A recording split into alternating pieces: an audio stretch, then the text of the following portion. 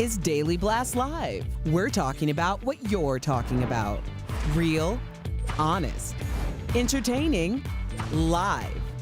DBL starts right now. 3, 2. Thank you, Chris. Welcome to DBL. It is Tuesday, November 10th. I'm Sam here with Al and Jeff. Tori is a little under the weather. We hope you get better today, Tori. It's not COVID. I should just preface that. I'm glad you did. Yes, Tori, feel better. No one has ever referred to COVID as being a little under the weather, though. Just to be sure, you don't think that I would... Every single person watching, we're like, Tori's a little under the weather. Oh, my God. Every single person out. Exactly. Yes. So I thought it was important to put that to bed. Yes. And we hope that you're relaxing in bed, Tori. All right, so let's get right to it because this is the news we have all been waiting for. Is there a chance that life could be back to normal by spring? Can you imagine? No. Well, there's a lot of hope right now after news that Pfizer's experimental COVID-19 vaccine is 90% effective.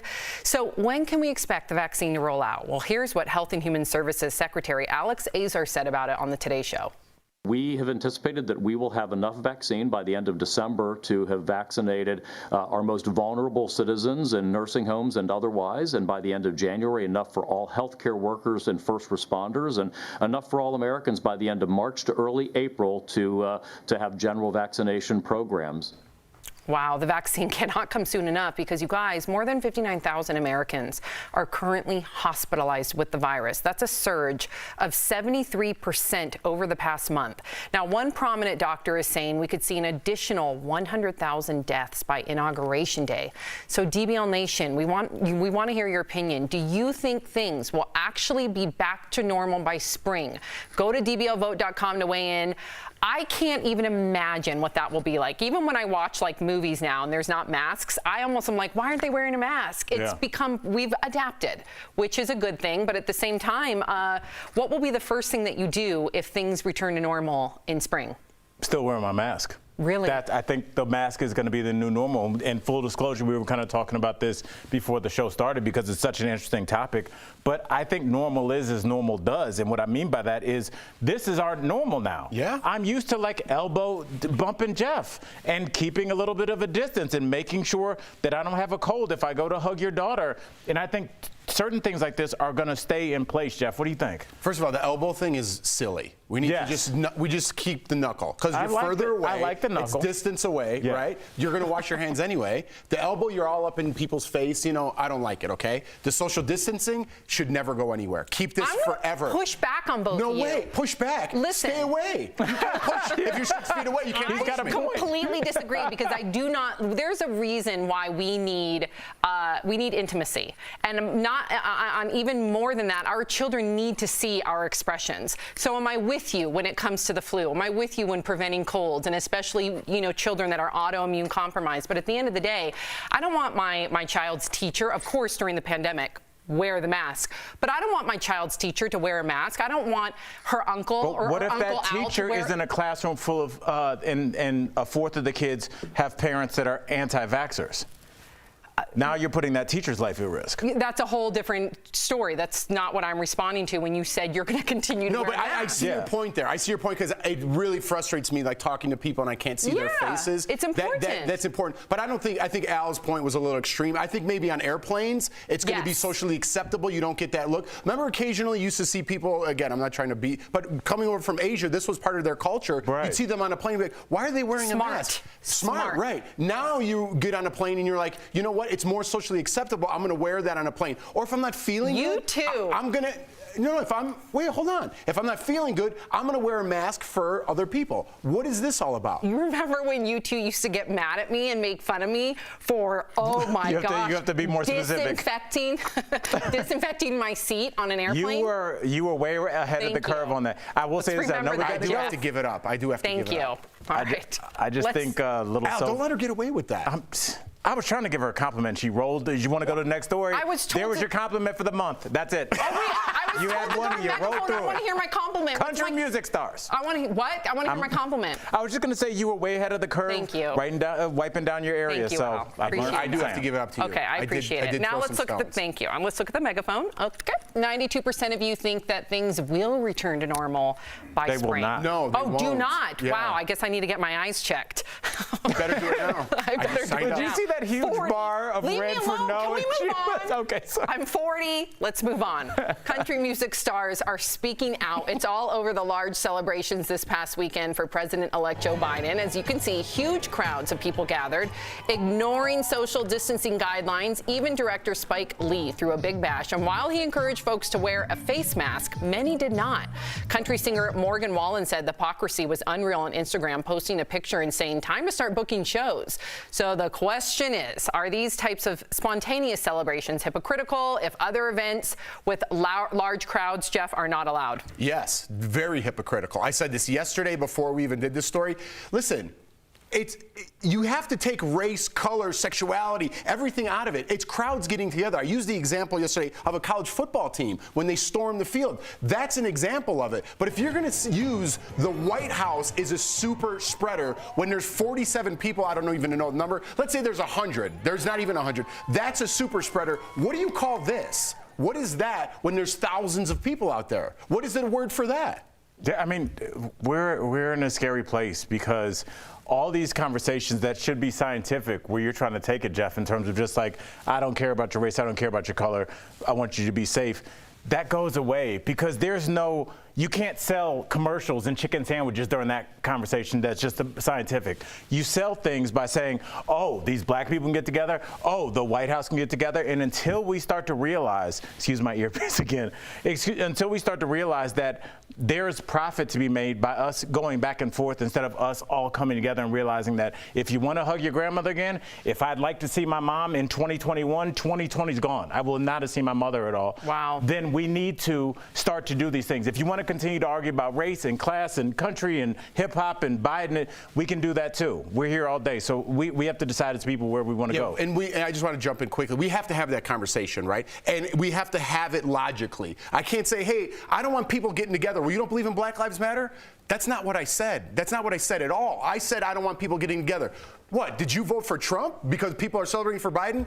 That's not what I said at all. I use the college football analogy as the same as people partying for Biden on the street, as the same for anyone getting together in mass groups. We cannot have it. And we have to have this conversation and start denouncing that if we're going to start getting better as a country. No matter what side of the aisle you're on, if there can be one bipartisan initiative, wear a mask, don't get together. I don't care if you're Democratic. I don't care if you're conservative. It's all hypocritical and it's all wrong. And I completely denounce it all. I don't think people like hearing the word don't, Sam. Well, I think that's what it is. And I'm not saying you're wrong. People just push back. I don't know why. Well, put your big girl pants on and follow the rules.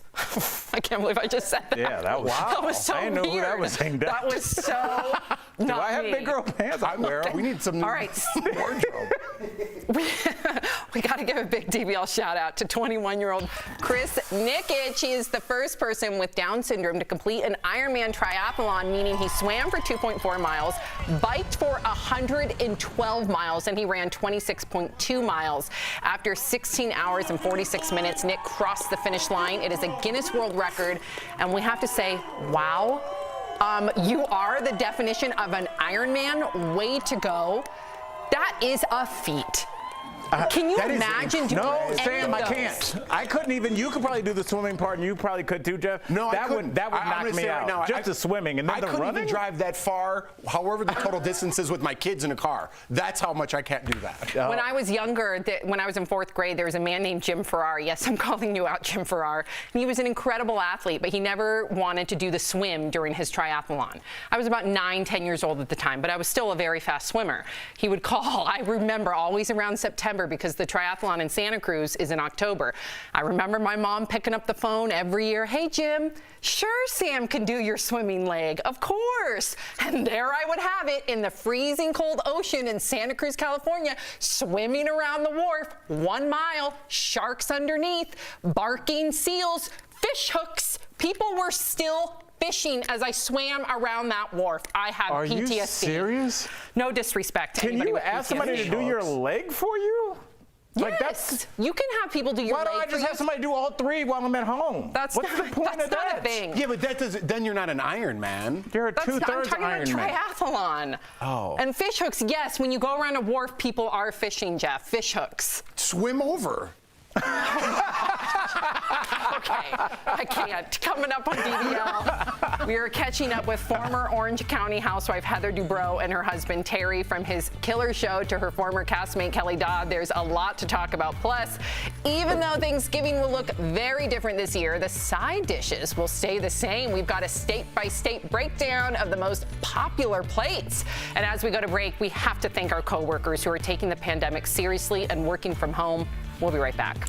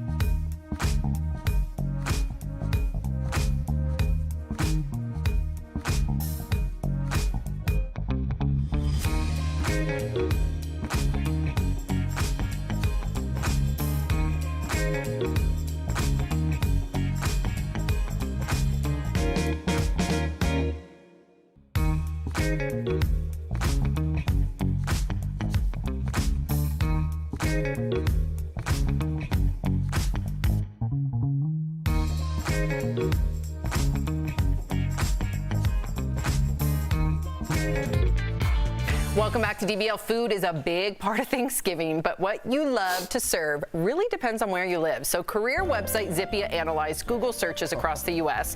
to determine each state's favorite side dish. I'm digging the music. Thanksgiving staple green bean casserole is a hit in states like Texas, New Mexico, Arizona, Ohio, and Michigan. Love those crispy onions on top. But Kentucky is all about the broccoli casserole. People in Maine prefer side salads. Boo. Really? Super boo. No surprise here. Mac and cheese is the #1 side dish in southern states like Georgia, the Carolinas, and Virginia. And northeastern states like Vermont, New York, New Jersey, and Pennsylvania love stuffing. But Alabama likes dressing. Many of you think they're the same thing. They're not.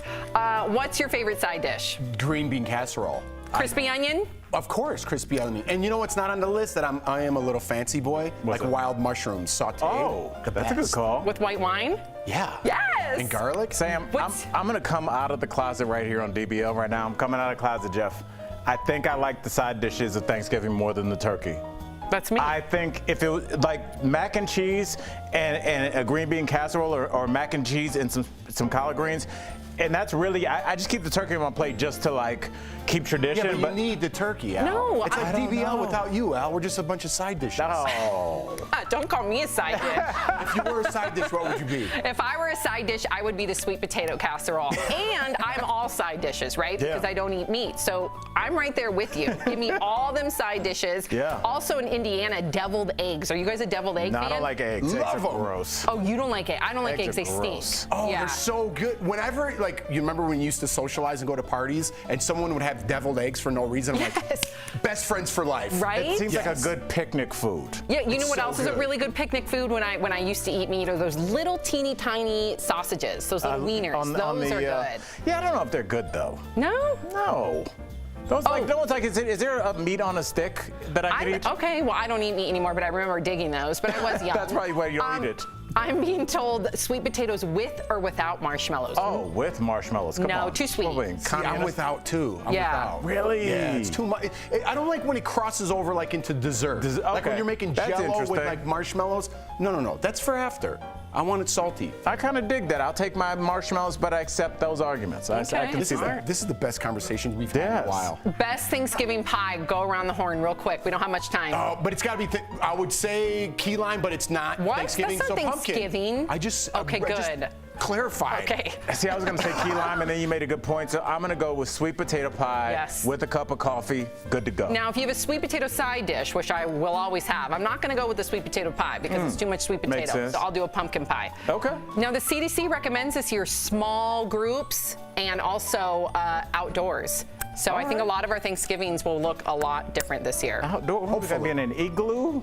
Outdoors. Yes, Al, outdoors. Some you can do places it. are still nice. Put your big girl pants on. You No, can do I'm it. not eating Thanksgiving in 8-degree weather. But big girl pants are good for Thanksgiving because they give a little. I I want still some wear my Fabletics. maternity pants, so they give a little. It's great. Coming up on DBL, reality TV power couple Dr. Terry and Heather Dubrows. Wait till you hear what she says about Orange County housewife Kelly Dodd. That's coming up next. Lady.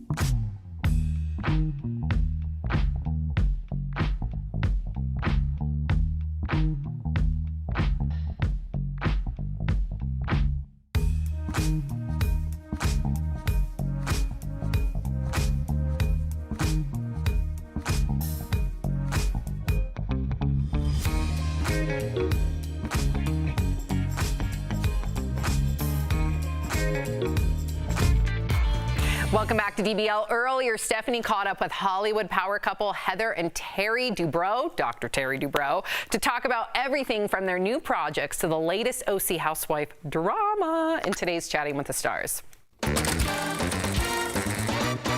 Hello, Heather and Dr. Terry Dubrows.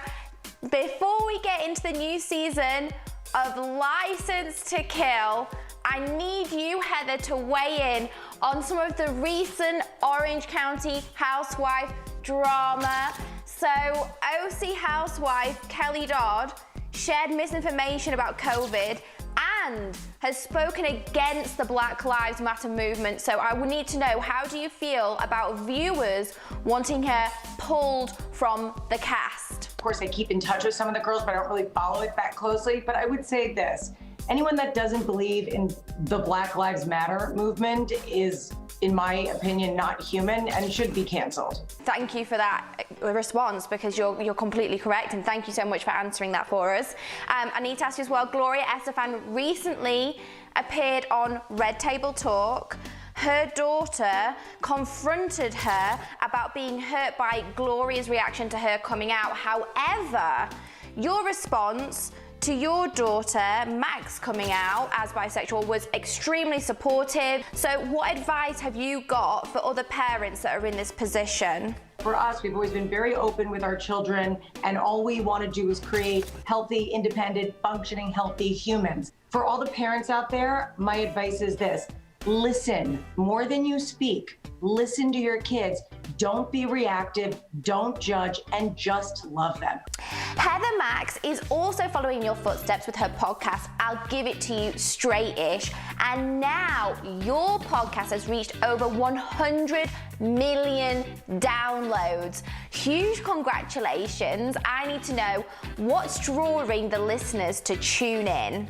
I'm so thrilled that Max is doing her podcast, I'll Give It To You Straight-ish. It was completely her idea, her title, everything, and it's really exciting to watch her. I love doing my show. I've been doing it for 5 years, and the interactions that I have with the community has been so helpful to me, and hopefully I'm giving something back to them. Dr. Dubrows. Season 2 of License to Kill is going to be a little bit different from the first season. So can you explain how it's going to be different and tell us all why we should be checking it out? Season 1 was really more about doctors and healthcare providers that went off the deep end and became serial killers. What's really interesting about Season 2 is that a lot of times when there's a crime committed, everyone knows there's been a crime, right? But when a doctor or a nurse or healthcare provider uses their skills that a layperson really doesn't appreciate or understand or have access to, you don't necessarily even know a crime's been committed. So it's really a mystery unfolding this season. I love it. It's very exciting. I can't wait to watch. Wait, before we go as well, I want you guys to share how you've been helping Native communities survive during the ongoing pandemic. They don't have access to even necessarily running water. And all about mask wearing, washing hands, social distancing, those things we take for granted that we can do easily, they don't necessarily have that. And they don't even have hand sanitizer. So what we've been able to do is send them a non-alcohol based hand sanitizer, make a very significant contribution to their ability to decrease the viral load that they may be exposed to. And if they can do that, they can decrease the chance that they will be contaminated, exposed, and get COVID and spend any time in the hospital. So we're really grateful we've had the opportunity to contribute to them keeping safe and protected. Heather and Dr. Dubrows, thank you for joining us. DBL Nation, you guys can check out season 2 of License to Kill on Oxygen, and we'll be right back after this. Thanks so much. Promotional consideration is brought to you by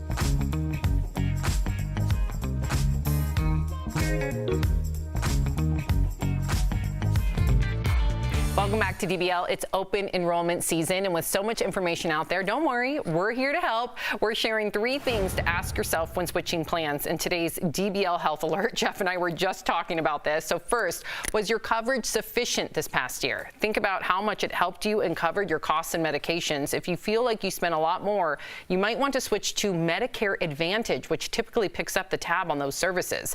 Second, did your plan change in a negative way? Sometimes coverages change, which impacts the cost of medication. And lastly, has your health changed? If you've been diagnosed with a new condition and you're about to start a new medication, consider researching plans that best fit you. So when it comes to your health, we've made it easy to find the best and most cost-effective Medicare Advantage plan. Just call 1-800-800-9974. Before we go to break, people in Maine are upset with us. Oh, really? Maine's writing in. We got Heather on Facebook. I've lived in Maine all my life, and not one single time ever has there been a side salad served with any Thanksgiving dinner.